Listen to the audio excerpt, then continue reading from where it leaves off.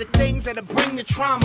Overseas, yeah, we trying to stop terrorism, but we still got terrorists here living in the USA, the big CIA, the Bloods and the Crips and the KKK. But if you only have love for your own race, then you only leave space to discriminate. And to discriminate only generates hate. And when you hate, then you're bound to get irate. Yeah, madness is what you demonstrate. And that's exactly how anger works and operates. Man, you gotta have love just to set it straight. Take control of your mind and meditate. Let your soul gravitate to the love, y'all. People killing, people dying, children hurt and you hear them crying. When you practice what you preach and what you turn the other cheek. Ana, Santiago, ¿cuántos menores tienen ustedes en acogimiento familiar? Tenemos 2.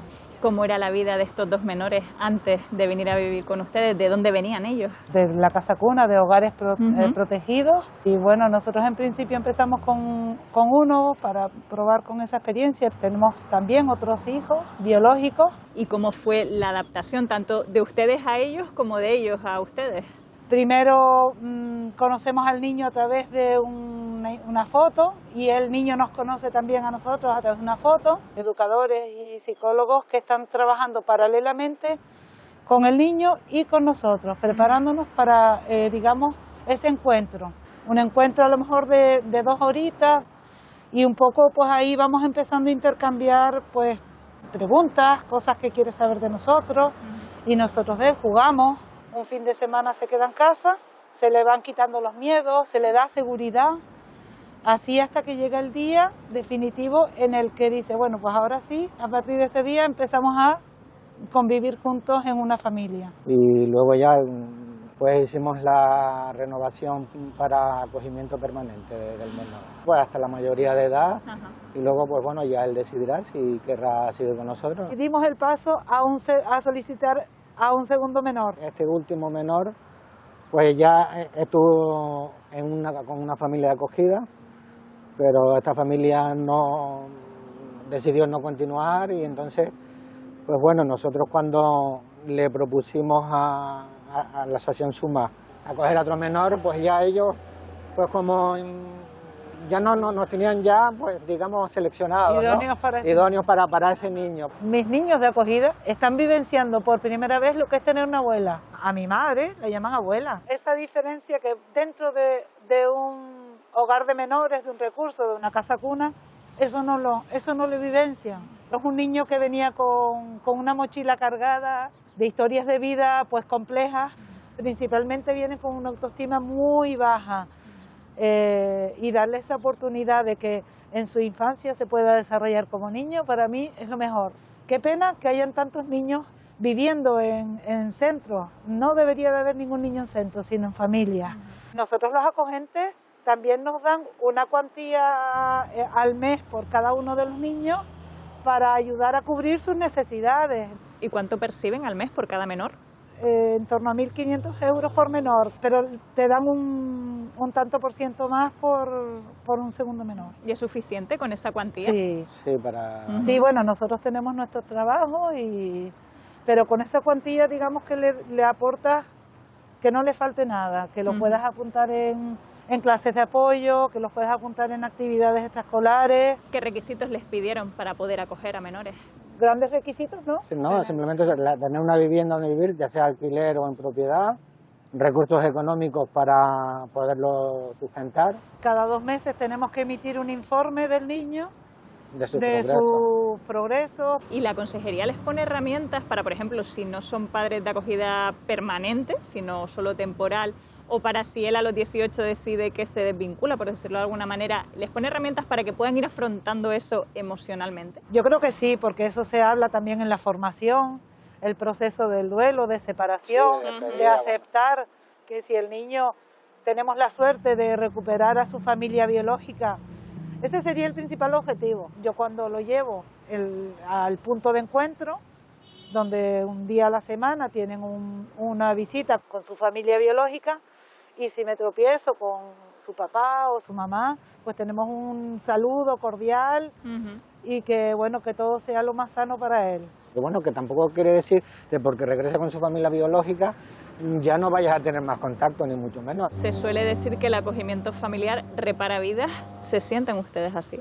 Sí, pero mutuamente. Yo creo que nosotros hemos reparado dos vidas de dos menores. hemos visto un cambio en el día a día, en la sonrisa, en la mirada, en la postura, en el desarrollo, que es increíble lo que es simplemente darle esa seguridad dentro del hogar, cómo mejora su autoestima. Estamos hablando de niños que si no los protegemos, ¿qué hacemos? Sí, y se priorizan recursos y economía también, porque el coste de un menor en un hogar es muchísimo superior al coste de un menor en una familia.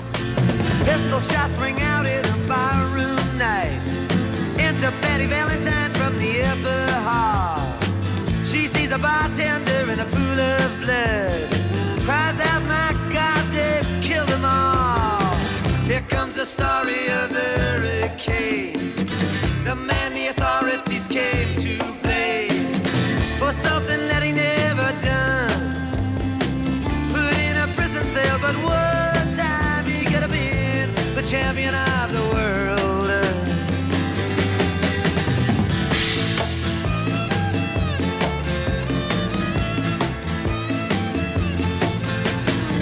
Three bodies lying dead as Patty C. Ricardo Redondas, director de Políticas Sociales del Cabildo de Gran Canaria. ¿Dónde estamos ahora mismo?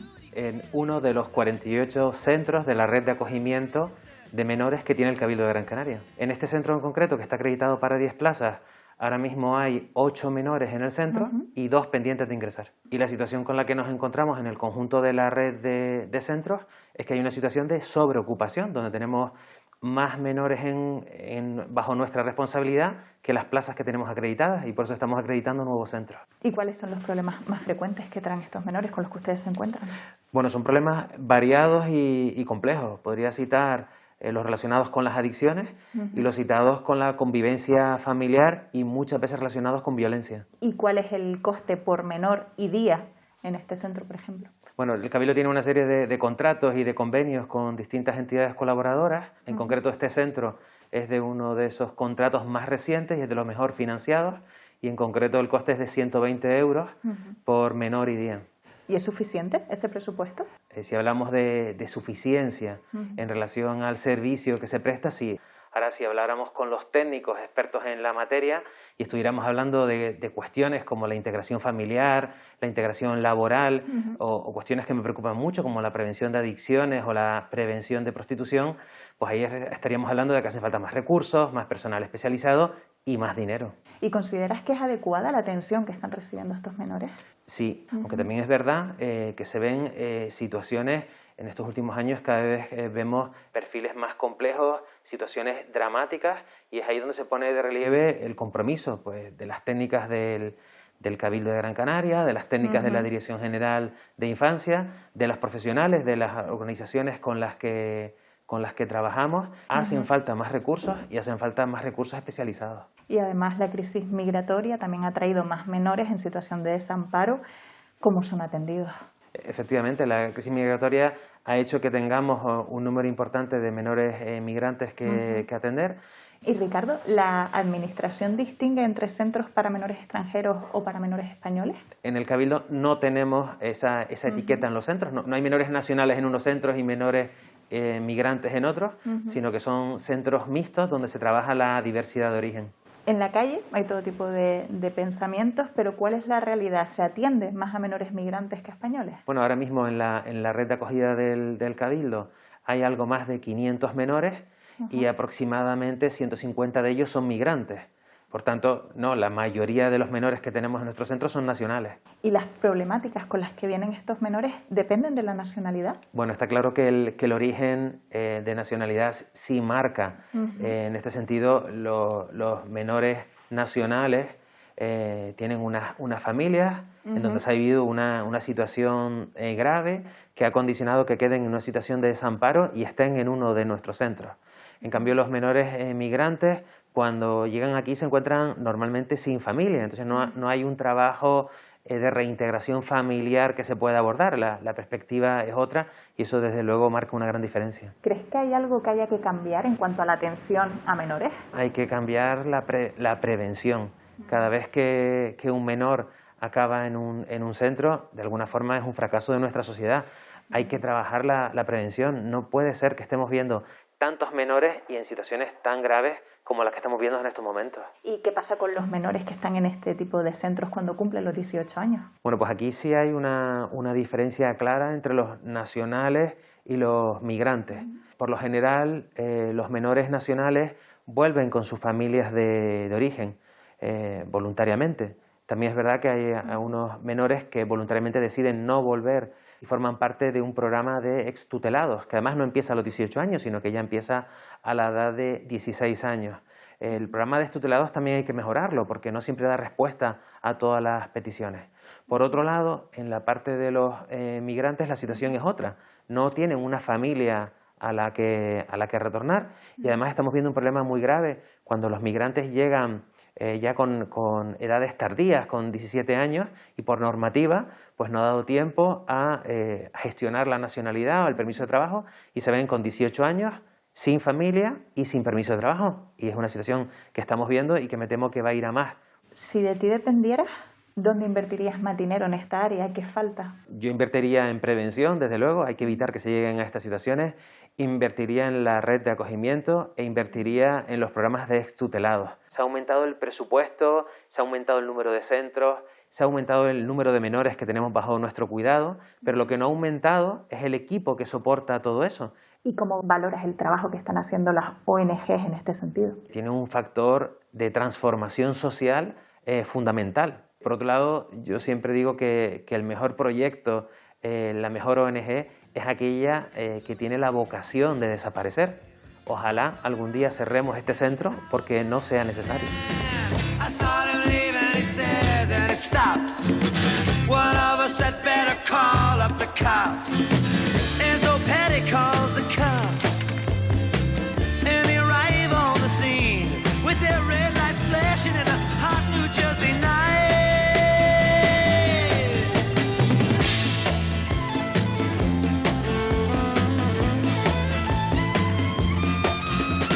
Meanwhile, far away in another part of town, Reuben Carter and a couple of friends are driving around. Number one contender for the middleweight crown. Had no idea what kind of shit was about to go down when a cop pulled him over to the side of the road. ¿Qué edad tienen? Yo tengo 17 años. Yo también tengo 17. ¿Y cuánto tiempo llevan aquí en este centro? Yo llevo un año. Yo no llevo un año todavía. Llevo 2 meses, un mes o 2 meses, vengo de otro. Desde diciembre del año pasado. ¿Y cómo te encuentras aquí? ¿Cómo te sientes? Es como si fuéramos una familia. Cómodo. Uno de los mejores hogares de la isla son estos, en verdad. Te da mucha libertad. Pero eso sí, tienes que hacer cosas, ¿eh? Tienes que ser responsable también. Te dan consejos, siempre te están diciendo que te tienes que formar para el día de mañana ser alguien. ¿Han estado antes en otros centros? Sí, yo estuve en Barsequillo, un hogar. Estuve ahí creo que 3 años o 4 o algo así. ¿Y cómo es tu día a día? ¿Qué haces habitualmente en un día como hoy, por ejemplo? Estudio para los exámenes, hago las tareas, tal. Ayudo con la casa, si me toca el comedor, la cocina, mi habitación, eso. Luego comparto un poco de tiempo con ellos, viendo la tele, jugando a juegos de móviles. Sí, aquí tenemos un plano, cada día nos repartimos las tareas. Un día le toca a uno hacer el salón, otro hacer la cena, otro hacer el patio, recoger las habitaciones. O sea, como si fuera un piso compartido al final. Sí, al fin y al cabo es eso. Nos preparan para la vida adulta y lo hacemos nosotros casi todo. Lo principal es estudiar, eso es lo principal. Y después se hace deporte que es obligatorio y comer bien. Oye, ¿y este centro ha mejorado tu vida?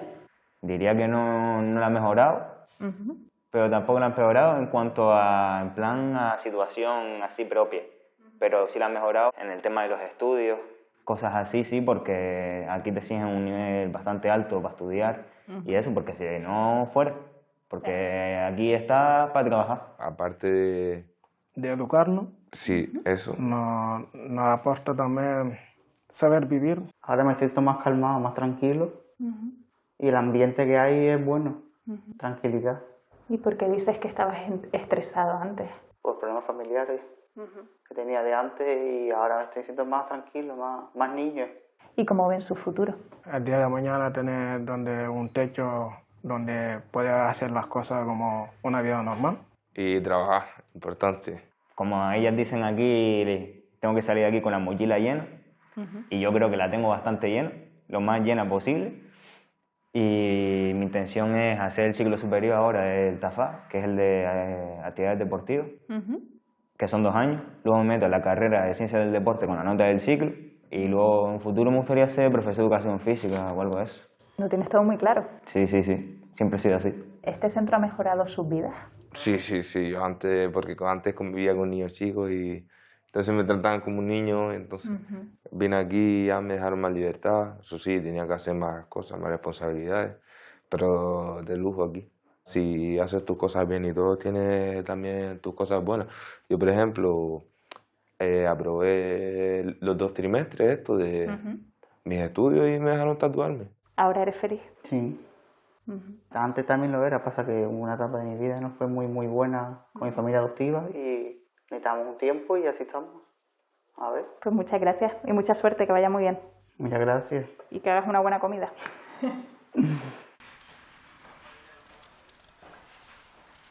A mí me parece fundamental que existan familias que den este paso hacia el acogimiento.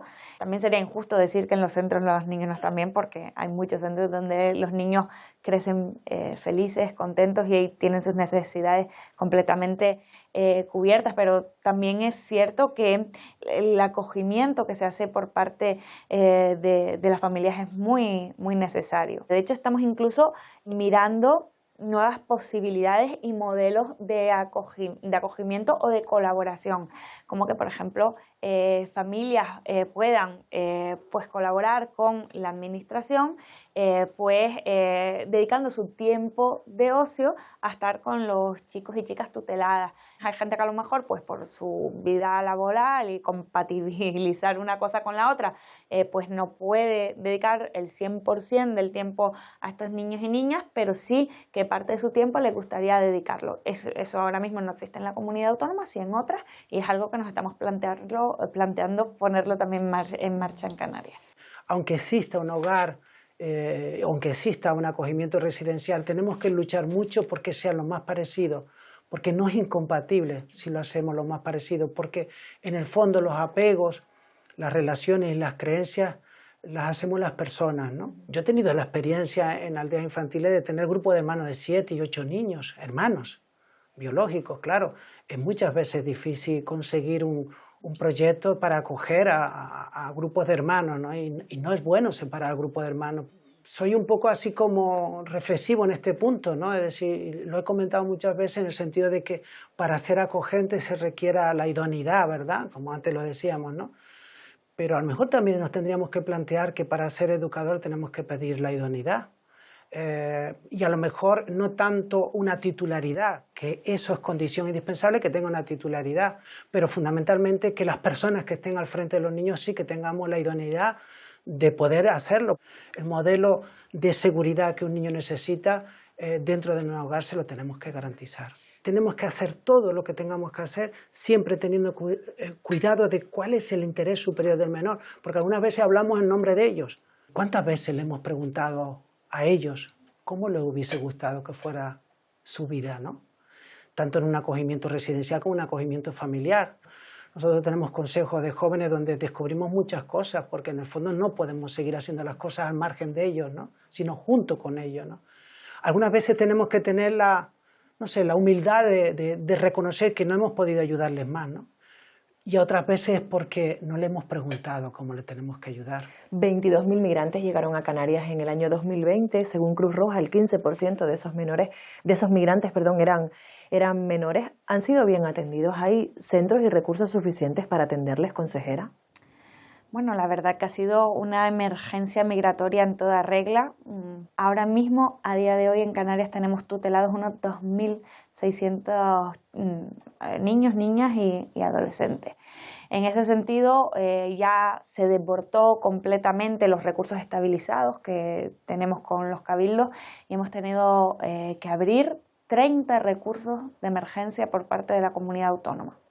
La mayoría de ellos son recursos idóneos, en infraestructuras idóneas, pero hay otros tantos que no lo han sido. De hecho, ha sido la propia consejería quien en primera persona ha denunciado que, por ejemplo, los recursos alojativos hoteleros no eran un recurso que fuera el más idóneo, y esto nos ha traído muchísimos problemas. Nosotras la hemos detectado, pero la realidad es que nos vimos desbordados. De repente te llegaban 300 niños, niñas en un día, y ¿qué hacías con ellos? Había que buscarle una ubicación. Noemí, Javier, ¿qué pasa cuando los menores tutelados por el Gobierno de Canarias cumplen 18 años? Hemos escuchado la preocupación del Cabildo de Gran Canaria.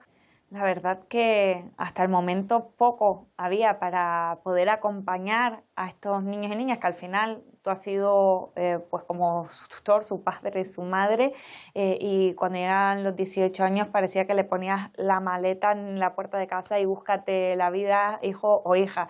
Ahora pues sí que están empezando a cambiar las cosas. Afortunadamente tenemos varios proyectos con diversas entidades. Aún así es completamente insuficiente y no estamos llegando a todos los chicos que la comunidad autónoma tutelaba. Una de las cosas que sí que se ha hecho también, que por supuesto es insuficiente, pero es un paso adelante con respecto a lo que había antes, es que se ha incluido en el perfil de renta de ciudadanía a las jóvenes tuteladas. Y esto va a hacer que por lo menos tengan unos ingresos mínimos al mes. Javier, de todos los niños y niñas, de los adolescentes con los que trabaja, acompaña aldeas infantiles, ¿cuántos logran escapar del riesgo de exclusión? Concretamente creo que hay muchos niños que salen adelante, muchos jóvenes que salen adelante con las dificultades de la sociedad que estamos viviendo. Muchas veces tienen unos valores y tienen un sentido de la resiliencia mucho más fuerte que cualquier joven de su misma edad. Lo mejor que le podemos dar es como lo que haría un padre, ¿no? Una madre. Quiero decir, lo primero es, oye, que estudien, ¿no? Que salgan adelante, ¿no? Y esa posibilidad intentamos brindárselo desde siempre, desde que Aldea existe, ¿no? Noemí, Javier, muchos de estos jóvenes tutelados o no por el Gobierno de Canarias, sí que es cierto, arrastran problemas de conducta en un momento determinado. Ese tipo de conductas les puede llevar a cometer delitos. Justicia del menor es una competencia de la Consejería de Derechos Sociales. Hay menores que están en centros por haber cometido un delito. ¿Debemos preocuparnos por este hecho, por el número, por la situación de estos menores?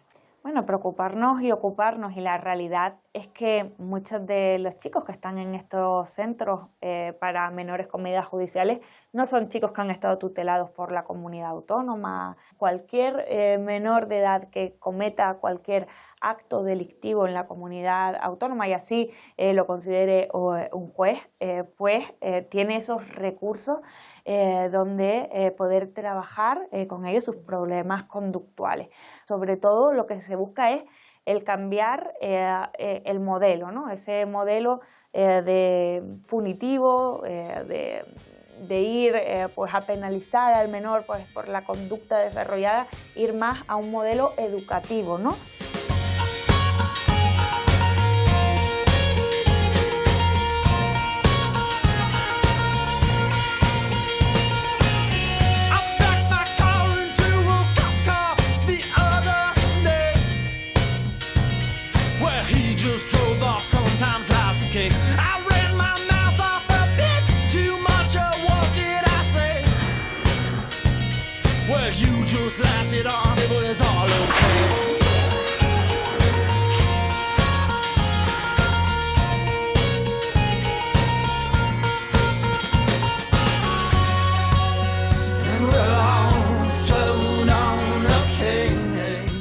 Solo hay mujeres juezas de menores en Canarias. ¿Esto es casualidad? Es una casualidad que solamente seamos 4 juezas, 2 en la provincia de Las Palmas y 2 en la provincia de Tenerife, pero bueno, obedece a que verdaderamente en la carrera judicial en general hoy día hay más mujeres que hombres. Has dicho 4 mujeres juezas en Canarias de menores. Sí. ¿No es poco? Se ha planteado la necesidad de establecer un nuevo órgano jurisdiccional especializado en menores en la isla de Lanzarote para atender a los menores de Fuerteventura y de Lanzarote. No dependes laboralmente del Gobierno de Canarias, pero ellos, la Dirección del Menor, sí depende en parte de ti, porque eres tú quien decides qué, cómo y dónde se tiene que trabajar con los menores, ¿no? Lo que sí es cierto es que son las resoluciones de los jueces y juezas de menores, son las que determinan cómo se tiene que ejecutar una medida judicial, lo que tiene que hacer, eso sí, lo que la comunidad autónoma, en este caso la Dirección General del Menor, que es quien se encarga de la ejecución de estas medidas judiciales. ¿Cuántos expedientes puedes atender anualmente? Bastantes. A fecha 30 de junio ya teníamos cada uno, este juzgado de menores 1, de la que soy titular de Las Palmas, 306 expedientes incoados. Tenemos que multiplicarlos porque más o menos el 1 y el 2 vamos por el estilo, y luego las dos compañeras de Tenerife. Hagan ustedes cálculos. Ahora cada vez nos llega un mayor número de expedientes de chicos y chicas muy jóvenes, recién cumplidos los 14, 15 años. Todas las semanas aproximadamente un 30% de los juicios que celebro, que es bastante, son de violencia filioparental. Ha aumentado muchísimo también los delitos contra la libertad sexual, delitos utilizando las nuevas tecnologías. A mí me preocupa muchísimo también la violencia de género, violencia de género con menores. Pues tendremos que empezar a trabajar con los jóvenes, ¿no? No solamente como juez, como madre, en muchos momentos lo paso mal. ¿Estamos hablando fundamentalmente de delitos cometidos por menores que viven en sus familias o menores tutelados?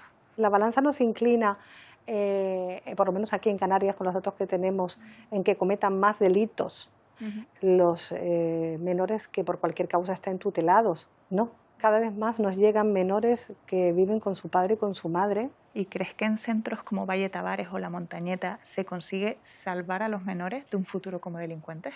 En estos centros van a cumplir medidas judiciales aquellos menores que presentan unas circunstancias más complicadas, más peligrosas para ellos y para los demás, ¿no? Antes de adoptar una medida tan restrictiva, se hace absolutamente de todo para intentar no llegar ahí. Pero cuando se tiene que llegar ahí, mi experiencia es que en un alto porcentaje sí que funciona. De hecho, estos centros forman parte de la red que tiene el Gobierno de Canarias dentro del programa de justicia juvenil. ¿En qué consiste ese programa? Comprende no solamente el trabajo que deben hacer los equipos técnicos multidisciplinares en estos centros de internamiento de las medidas privativas de libertad más graves, sino comprende un complejo entramado de ejecución de medidas judiciales también para los otros menores a los que se le aplican medidas menos restrictivas de medio abierto. Toda medida judicial tiene un programa de intervención educativa, ocio saludable, programas de salud mental, programas de deshabituación. Habría que invertir más para atender las necesidades del personal. Desde luego hay bastantes bajas, sustituciones que cubrir y no se llega. Pero no es una cuestión solamente de recursos públicos, también tengo que decirlo. Precisamente para lograr la reinserción y la reeducación de estos jóvenes se necesita la sociedad entera. Y por mucho que invertamos, vamos a aumentar y aumentar el presupuesto, lo necesario es que también la comunidad intervenga en todos estos procesos de reinserción o de reeducación de una manera natural. Hablamos otra vez de Valle Tavares y La Montañeta porque alguna vez has denunciado la saturación de estos centros. ¿Cómo está actualmente la situación? Ahora mismo en Montañeta tenemos 85, creo recordar, cuando es un centro que funcionaría bien, con unos 50, 60 internos. Valle Tavares están ahora mismo en 95, también van bastante al límite. Pero no es un problema solamente de número de plazas. Andamos con uno y otro centro a remiendos, ¿no? Habría que haberlos sustituido hace ya mucho tiempo. ¿Y en las islas no capitalinas cómo está la situación? En las islas de Hierro, Gomera y La Palma ahora mismo hay 12 menores de medidas de medio abierto. Lanzarote tenemos 55, Fuerteventura 47, con lo cual con estas cifras pues se ve la desproporción de forma importante entre una y otra provincia. En medidas de medio abierto ahora mismo en Gran Canaria tenemos 102 menores y en Tenerife 100. ¿Y qué pasa con estos menores de los centros cuando cumplen 18 años? Nosotros seguimos trabajando con los jóvenes, aunque cumplan 18 años, mientras vayan dando pasitos y consigamos al final que se conviertan en hombres y mujeres, que vuelvan a una vida normal, que trabajen, que estudien, que en fin, que tengan incluso familia, si ya cumplen 18 años. Y no solamente no logramos dar pasitos hacia adelante, sino que comienzan a cometer delitos ya como adultos, se meten en la jurisdicción de adultos y ya terminamos en la jurisdicción de menores y sí que no continuamos. ¿Eres partidaria de condenar a los menores según qué delito a este tipo de centros o existen otras fórmulas para su integración? No soy para nada partidaria. Cuando adopto una medida más restrictiva, una privativa de libertad, que es la más dura, es porque, como dije antes, ya no queda otro remedio, ya se han agotado todas las posibilidades. Y una vez que se les condena, los jueces y las juezas de menores hacen un seguimiento posterior. Y totalmente. Por eso somos distintos también. Es que somos muy desconocidos los jueces de menores y las juezas de menores. Todo ese programa de intervención educativa hay que seguirlo. ¿Por qué? Porque durante todo el tiempo estamos cambiando el contenido, adaptándolo. Oye, mira que esto no funciona, vamos a cambiar con este otro programa. Cambiamos el tipo de medida. De una medida más restrictiva, va bien el chico, lo devolvemos a su casa, a su familia, libertad vigilada. Prostitución infantil, agresiones, vejaciones, falta de atención médica, consumo y tráfico de drogas, que denuncian trabajadores de un centro turístico en el que viven menores migrantes tutelados por el Gobierno de Canarias. Se llega mal y tarde con estos menores a los que se supone que se debe proteger más o tener más atención. Ahí tenemos, pues, sobre todo chicos que llegan de diferentes países, presuntamente menores, unos lo son, otros no, de diferentes realidades sociales. Algunos llegan con adicciones ya de su país, con problemas de salud mental. Eso es una bomba de relojería, evidentemente. ¿Se puede prevenir? Yo creo que tal y como nos ha llegado en este momento es complicado. Faltan medios y me consta que el Gobierno de Canarias está en una situación de desborde total y absoluta. El 4%, y esto es una cifra que la podéis consultar de los menores que llegan solos, que están extranjeros en nuestro país, solamente el 4% son de los que cometen infracciones penales. El resto son menores nacionales, o sea, menores españoles. Hablamos ahora del proyecto Up to You, que ha sido reconocido como una de las otras infortunas por la revista Forbes, no la que reconoce el dinero, sino la labor de las personas. ¿Cómo nace y cómo se financia? Up to You Project depende de ti, es lo que yo les digo a los chicos cuando los requiero aquí en el juzgado. Oye, yo te ayudo todo lo que pueda, vamos a ayudarte, intentar ayudarte a rehacer tu vida, pero depende de ti al final. Bueno, este proyecto nace que en un momento determinado me doy cuenta de trabajar en red para que fluyan y se optimicen los recursos, no solamente con la administración pública, sino con otras muchas entidades, ONGs. Y segundo, por la necesidad de complementar las herramientas de la administración y trabajar de una manera inclusiva con la comunidad. Y en cuanto a cómo se financia, pues mira, fondos públicos, poquito. Son aportaciones fundamentalmente hasta el día de hoy de fundaciones y de responsabilidad social corporativa de muchas empresas. ¿Recuerdas la cara del primer menor al que condenaste al realizar el camino de Santiago a Gran Canaria? Sí, un poco de perplejidad. Creía que lo estaba vacilando. Digo, bueno, a mí se me ocurre una idea, no es mía, tengo que decirlo, es de mi compañero, el juez de menores de Granada, el juez Emilio Calatayud, y se me ocurrió la idea de implementarlo como contenido de la medida. Entonces, cuando le digo a este menor lo del camino de Santiago, dice, pero bueno, ¿y eso qué es? Me dice. Mira, que tienes que ir caminando de tal, y bueno, cada vez que le iba contando más, iba abriendo los ojos. Yo creo que al principio nos enteraron muy bien, él dijo que sí, porque pensó, bueno, me voy a dar una caminata por ahí, y así me la quito de encima, que esto debe ser una excursión al campo.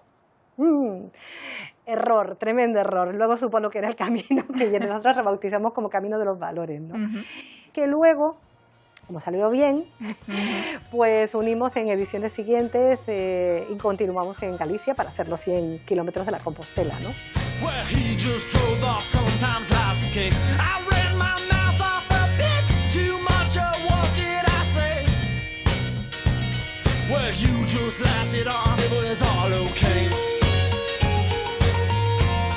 Estáis haciendo un esfuerzo todos los días en la consecución de el día de mañana poder tener un trabajo.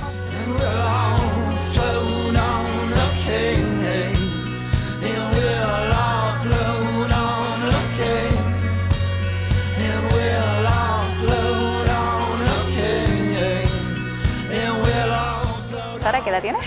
20 años. ¿Y qué haces aquí en este proyecto Up to You?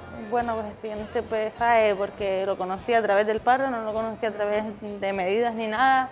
La casualidad que estaba la señora Reyes, que era mi jueza en su momento, cuando tuve una medida judicial, La terminé hace poco. Primero pasé por Montañeta.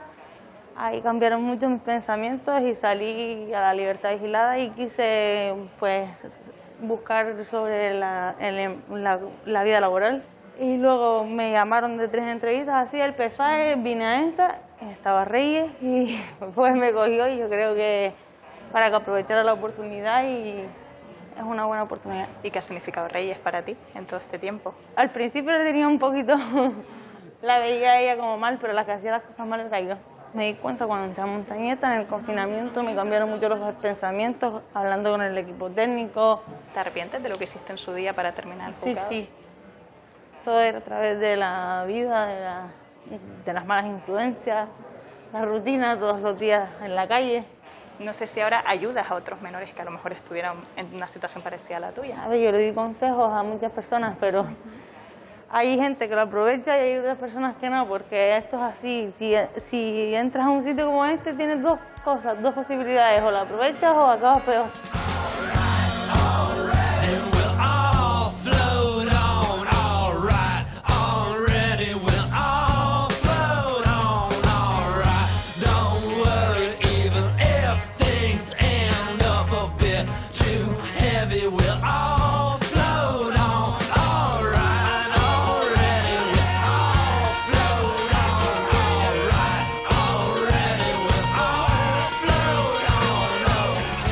Alexander, ¿qué edad tienes?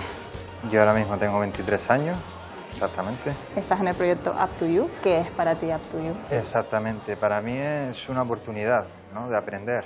¿Cómo ha cambiado tu vida? Yo he pasado por varios juzgados y demás, ¿no? Y ahora mismo estoy cumpliendo una condena, digámoslo así.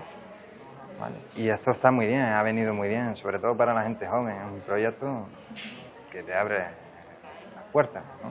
¿Y cómo ves tu futuro ahora?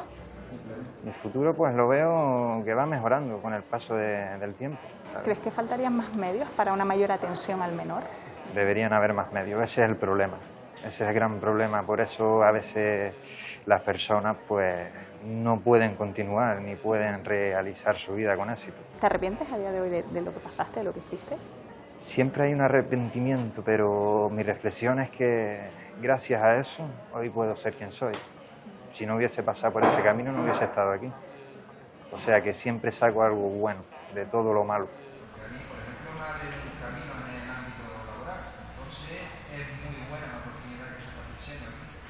Realmente son ellos los que tienen que recoger ese fruto, ¿no? Y yo creo que cuando ellos mismos recogen su propio fruto de su propio esfuerzo, porque ni siquiera eso se lo tenemos que robar, ¿no? Porque es el resultado también de su esfuerzo, es el resultado de ser una persona resiliente. Y bueno, en este sentido yo creo que cuando ellos salen adelante, tienen su vida, tienen su trabajo, tienen su familia, tienen sus chicos, tenemos ya chicos ya mayores y chicas ya con sus propios hijos y los ves que bueno, salen adelante, que salen y que lo están educando y que son unos padrazos y unas madrasas tremendas, ¿no? Claro que sí, que es un regocijo enorme, ¿no? ¿Y cuando no lo consiguen? Cuando no lo conseguimos es porque decimos el trabajo no está terminado. En la vida no podemos garantizar, ni siquiera ninguno de nosotros, que la vida nos vaya bien. Y yo creo que el tema de fracaso, no fracaso, yo creo que es un proceso en la vida y que tenemos que saber que algunos tienen su tiempo. En Canarias el tercer sector es muy amplio, hay una asociación que les aglutina, su presidente, su portavoz es Antonio Rico y me gustaría que lo escuchasen.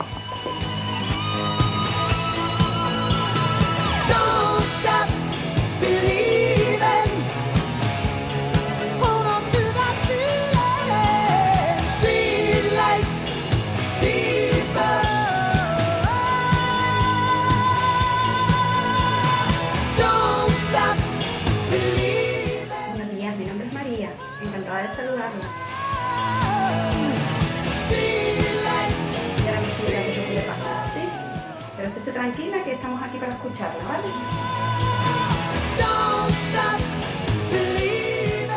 Antonio Rico, presides la plataforma del tercer sector en Canarias. Para la parte de la ciudadanía que no lo tiene muy claro, ¿qué es el tercer sector?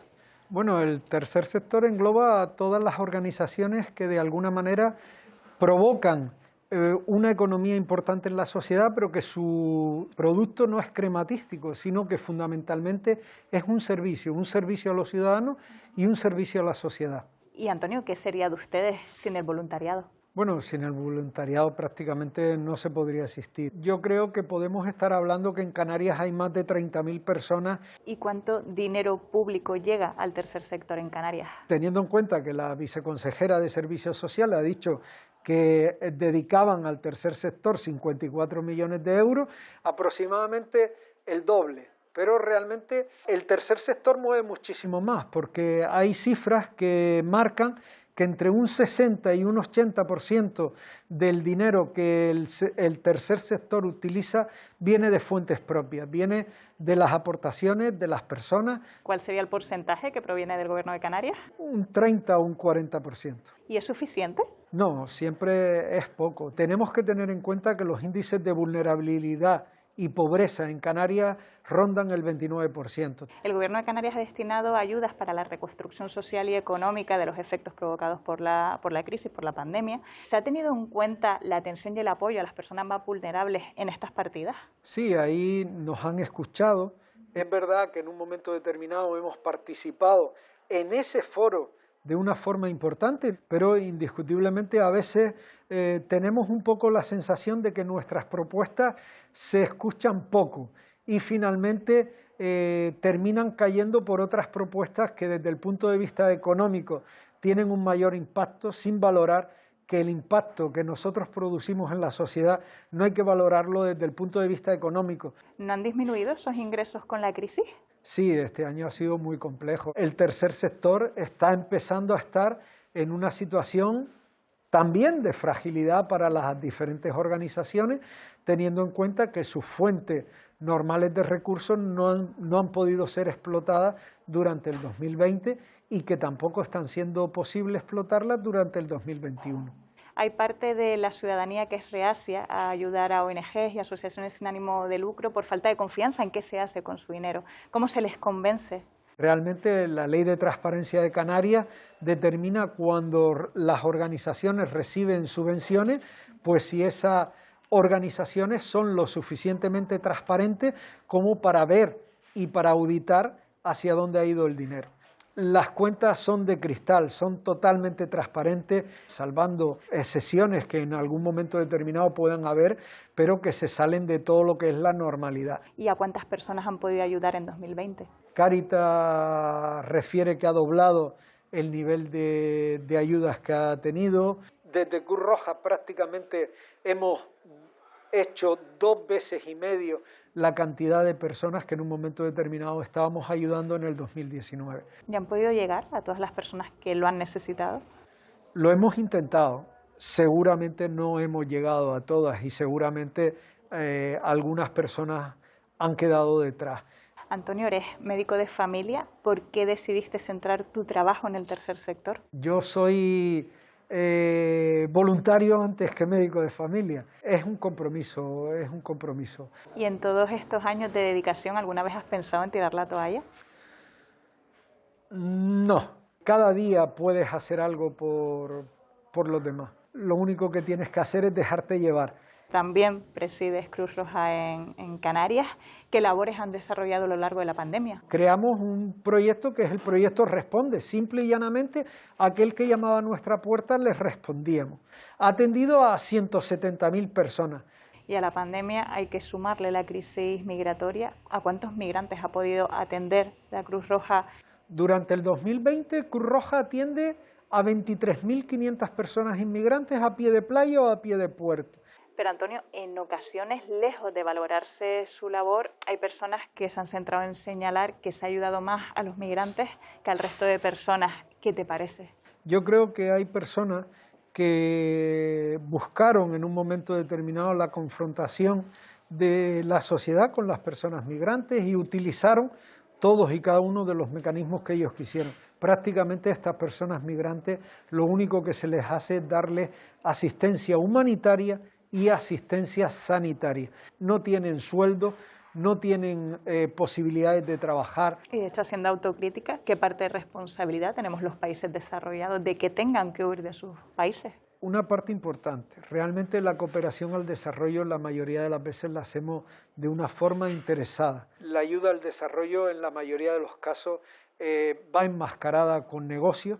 donde al final obtenemos materias primas a bajo costo para simplemente darle pequeños recursos o pequeñas bagatelas. Y si ese comercio fuera un poquito más justo, probablemente su situación mejoraría tanto que no necesitarían venir al primer mundo.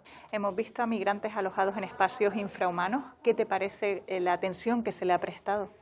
Cruz Roja ha utilizado pabellones que también utilizó con las personas del incendio de hace 2 años, que eran canarios. Por tanto, no eran los espacios ideales, de acuerdo. Los espacios estos no deben de pasar de entre 48 y 72 horas para hacer la primera recesión, también de acuerdo, pero indiscutiblemente tampoco podemos decir que fueran espacios infrahumanos. Sin embargo, desde que hemos tenido la oportunidad y que se abrieron los hoteles, fue un balón de oxígeno para poder dar cobertura a todas y cada una de esas personas. Hubo un momento que la imagen del muelle de Arguineguín dio la vuelta al mundo. ¿Cómo te sentías tú y tu organización al verla? Mal. La verdad es que el muelle de Arguineguín fue un motivo de preocupación constante, pero no podemos olvidar que llegaron en 2 meses y medio 15.000 personas a Canarias. Es verdad que el muelle de Arguineguín, desde el punto de vista humanitario, fue un desastre. ¿Fue un espacio inadecuado? Por supuesto, pero indiscutiblemente Cruz Roja prefirió estar ahí, ayudando a las personas que lo necesitaban, que mirar a otro lado y desaparecer. Y ya por último, ¿qué podemos hacer cada uno de nosotros y nosotras para acabar con la pobreza y con las desigualdades? Aportar nuestro granito de arena. Tenemos que agradecer a las numerosas empresas, a los socios de las organizaciones no gubernamentales, a los voluntarios, a los trabajadores, a toda la sociedad en general, incluso a las administraciones públicas que en un momento determinado, cuando se vio que la crisis era dura, fueron capaces de remangarse las camisas y de trabajar duramente entre todos para que todas las organizaciones no gubernamentales fueran capaces de dar respuesta a las numerosas personas que llamaban a la puerta. ¿Qué les parece? ¿Están de acuerdo con lo que dice Antonio Rico, presidente del tercer sector? Sí, y yo comparto el diagnóstico. Es muy importante la inversión pública que se hace en estas entidades del tercer sector. De hecho, él mismo ha apuntado que en torno a un 30 o 40% de los recursos viene de las arcas públicas, pero aún así, ya que están cubriendo una necesidad de la ciudadanía a la cual la administración no llega, pues creo que sí que hacer un esfuerzo un poquito mayor no está de más. Yo creo que tenemos que sentarnos, verlo y ver cómo lo podemos hacer para que podamos generar no solo respuestas, sino al mismo tiempo esa riqueza y junto con nuestras propias familias o nuestros padres de nuestros niños a los que atendemos, ¿no? Tengo sueños, ¿no? Y como sueño o soñar es gratis, yo no quiero dejar de soñar, ¿no? Precisamente de sueño va la cosa con nuestro siguiente protagonista. No solo las grandes ONGs hacen grandes proyectos en Canarias. Nuestro próximo protagonista, con mucho esfuerzo, con mucho corazón, ha sacado adelante su propio proyecto y está ayudando a centenares de familias en la isla de Gran Canaria. Me gustaría que lo conociesen. Hey Jude, don't make it bad. Take a sad song and make it better. Remember to let her into your heart. Then you can start to make it better. Yasael, buenos días. Buenos días. ¿Cómo estás? Aquí estamos pegados, ¿Preparando ya? preparando todo ya. Mira, me voy a poner el gorro, aprovechando que tienes aquí. Estamos al lado de la comida. Oye, ¿empezaste a trabajar ya en el hotel? Ahora estoy de día libre, empiezo mañana. Miri, ¿cómo lo vas a hacer para organizar? Gracias a Dios estamos organizando todo para que la gente y los voluntarios pues vayan también ellos ayudando y sacando todo para adelante. Imposible dejarlas abandonadas ahora, ¿no? Hombre, la verdad que es súper imposible, y menos dejarlas tiradas, ¿no? Y más sobre todo los niños y con todos los proyectos que tenemos en mente para ayudarles. Tenemos desde la recogida de material escolar para esa familia hasta la que ya empieza también, lanzamos ahora, recogida de productos navideños y juguetes, que cada vez son más los que llaman y cada vez son más los que me derivan los servicios sociales. No recibo ayuda de ningún tipo de institución. Todos son el pueblo y pequeñas empresas que aportan lo que pueden, ¿no? ¿Has tocado las puertas de las instituciones para pedir ayuda? Al fin y al cabo estás haciendo una labor social. He tocado todas las puertas para... Timbres, ventanas, para ver garajes... todo. Y ayuda de momento ninguna, ¿no? Vives al día a día. Si no te traen una donación, tienes que inventarte algo o ver cómo lo vas a hacer o no llevarlo. ¿Todas estas neveras y congeladores han sido donadas también? Todo aquí es donado. ¿El local sí es cedido por el ayuntamiento? Sí, por la asociación de vecinos de Calero Alto. ¿Has tenido que poner dinero de tu bolsillo? Sí, por supuesto, y más cuando empecé, todo lo costeaba yo en mi casa. Para gasolina si no me donan. El coche fue comprado por el pueblo cuando me paró la policía que no podía llevar en mi coche pues la comida. Pues el pueblo se hizo una recolecta y compró el coche. ¿Cómo te levantas un día, Yasael, un cocinero enerte, y decide emprender este proyecto? Soy una persona activa y me veía encerrado y sí tenía a 2 vecinos que le estaba echando una mano, ¿no? Que estaban pasándolo mal por el Facebook, ¿no? Persona que necesita ayuda, que yo le podía dar un plato de comida caliente y la verdad que eso fue... La gente empezó a lanzarse a pedirme ayuda. Ya cuando me vi en esa situación tuve que pedir yo ayuda, ¿no? Hablar con el alcalde para que me pudiera ayudar. ¿Y cuál fue la respuesta del alcalde? En el primer momento me dijo que sí, ¿no? Me citó en el ayuntamiento y tuvimos la reunión y el mismo día me cedió un local. ¿Repartes también bolsas de comida? O sea, sí, como si fuera una compra. Muchos de ellos vienen al local y otros pues también se la llevamos nosotros, ¿no? ¿Eres capaz de decir que no puedes ayudar a alguien? Ese es el problema, que no puedo decir que no. Entonces, al no decir que no, pues se opta a que ellos pues vengan por el local y si puedo, pues días que me he visto a lo mejor llevándole por la tarde a alguien o de noche llevándole a alguien.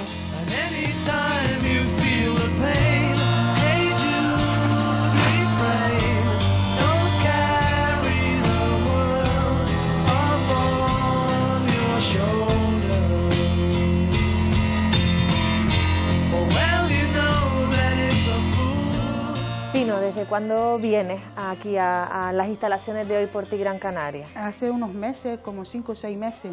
El ayuntamiento te da un cierto tiempo, un vale alimento. Pero no puedes ir todos los meses. No, ahora con la pandemia un cierto tiempo, hasta que ellos me avisen. ¿Cuándo fue la última vez que recibiste esa compra de supermercado, ese vale? Yo lo solicité en noviembre del año pasado y me lo dieron en marzo.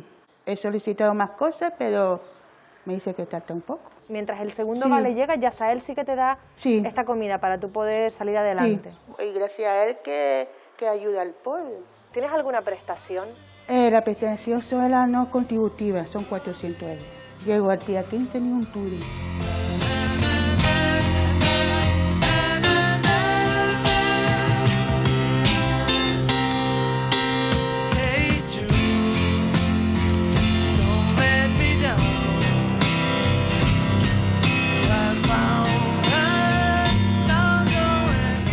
Yasael, y ahora que ya vas a empezar el reparto, hoy te toca Telde y la capital Gran Canaria, la capital ¿no? Gran Canaria. ¿Crees que las instituciones conocen tu proyecto?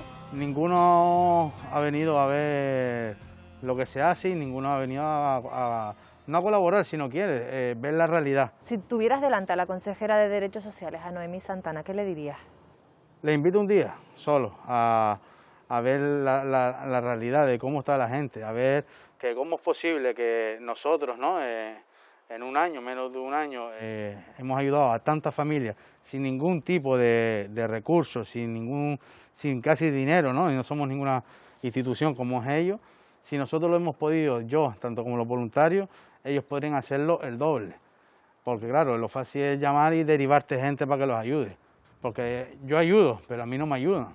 Me gustaría invitarlo un día, que si no quiere venir a repartir, aunque sea a ver el local, y que lo que ha conseguido, ¿no? Un pueblo entero, ¿no? ¿Falta gente como tú en la sociedad? Yo creo que falta gente como yo en el gobierno. Si yo me puedo levantar a las 5 de la mañana, venir aquí, elaborar y hacerlo, ellos no es que lo hagan ellos, podrían hacerlo algo más. Creo que no se está ayudando al pueblo y, como dice el programa, yo no sé dónde va mi dinero, pero yo sé que el mío ahora mismo está yendo aquí, a ponerlo para ayudar a esa gente, y a mí no me están ayudando en nada. Sin embargo, lo que me ayuda son empresas pequeñas y el mismo pueblo, ¿no? Entonces yo creo que algo está fallando. ¿Qué les parece? Noemi, ¿conocías la labor de Hazael? No, no la conocía, pero le tomo la palabra y estaré encantada de visitar pues las instalaciones donde él realiza su labor y de poder ver cómo le podemos colaborar, por lo menos desde el gobierno de Canarias. El pueblo canario es tremendamente solidario y la gente emprende este tipo de proyectos sin ni siquiera tener ese respaldo por parte de las instituciones. Ahora que he visto el trabajo que hace, a mí sí que me gustaría poder visitarle y ver en qué podemos colaborar. Este compañero con su experiencia, que es muy gratificante escucharlo, ¿no? Yo creo que es algo que nos tenemos que cuestionar, ¿no? ¿Cómo podemos dar esa respuesta en nuestros propios barrios para partir de la parte más concreta, ¿no? Al final, Hazael ha ocupado portadas de periódicos, ha ocupado también telenoticias, espacios en telenoticias, porque es una persona que ayuda a personas, ¿no? Y estamos hablando de quien menos tiene es quien más ayuda siempre. No sabemos cuántas personas tenemos, en este caso porque lo conocemos a él, pero ¿y si tenemos más personas que históricamente han estado haciendo ese trabajo y no lo hemos reconocido? No lo sabemos. Y no sabemos tampoco, porque habría que preguntarle a la propia ciudadanía qué personas de referencia han tenido en sus barrios y que han recibido esa ayuda callada, ¿no? Que de alguna manera fue su salvación. Posiblemente tengamos más de lo que a lo mejor pensamos, ¿no? ¿Cómo podemos cambiar la mirada de la sociedad y confiar en que las instituciones hacen todo lo que está en su mano, todo lo que está a su alcance? La corrupción ha hecho mucho daño. Ha hecho muchísimo daño y entiendo a la perfección la desafección, ¿no? El desencanto de la gente pues con sus representantes públicos, porque evidentemente se han hecho muchas cosas mal. Pero también hemos avanzado, ¿no? Que vamos lentos, que aún queda mucho por hacer. Sabemos que no está todo hecho y entendemos que la gente que cuando está en una situación desesperada le parezca poco y le parezca que la falta de agilidad de la administración es al final contraproducente porque no ayuda a la gente, pero lo cierto es que cada vez vamos llegando a más sitios, cada vez vamos mejorando como sociedad, cada vez vamos apuntalando el estado de bienestar. Y yo en ese sentido soy optimista y bueno, pues también invito a la ciudadanía a participar activamente en la política, porque si la política, como decía Machado, si tú no la haces, otros lo harán por ti y probablemente contra ti. ¿Qué balance hacen de nuestra sociedad? ¿Confían en que podamos revertir juntas las desigualdades que hay? ¿Cuánto tiempo, cuánto dinero nos puede llegar a costar? Si me preguntas, digamos, un poco, como además me estás haciendo una pregunta que es una invitación a seguir soñando. Y creo que sí tenemos los medios para poderlo hacer, ¿no? Todos unimos el hombro, ¿no? Y todos de alguna manera, en vez de buscar culpables, buscamos soluciones, ¿no? Porque también hemos construido una sociedad que algunas veces no facilita esa construcción a la que hace referencia, ¿no? Qué fácil se nos hace. No sé si usted lo nota, qué fácil se nos hace buscar culpables, ¿no? O buscar el problema, pero cuando se nos invita a buscar soluciones nos quedamos un poco parados, ¿no? Y creo que hemos ido perdiendo esa habilidad, ¿no? Yo creo que siempre tendríamos que plantearnos como principio, cada vez que hablemos de un problema, qué soluciones puede haber, ¿no? No podemos tampoco cambiar las cosas ni legislar las cosas sin que aquellas personas que puedan ser afectadas puedan decir algo, ¿no? ¿Sabes cuánto ha podido costar esta casa o cuánto costaría un piso de este tipo? Yo creo que por lo menos 60.000 euros vale, o más. ¿Estás hipotecado para pagarlo? No aceptan hipotecas, solo créditos personales porque es una cantidad muy pequeña. Jóvenes sabemos creo que muy pocos, pero mayores hay muchos y tienen problemas con la financiación. el plan de vivienda debe ser solo en alquiler, construir vivienda solo en alquiler, porque hay una demanda demasiado grande de vivienda pública como para poder darla en propiedad. ¿Tienen vivienda propia? Ustedes hacen de mediadores entre propietarios de viviendas y personas en situación vulnerable que buscan vivienda. Alquilamos su vivienda con garantía, con un buen seguimiento por un equipo de profesionales. Son muy puntuales en el pago.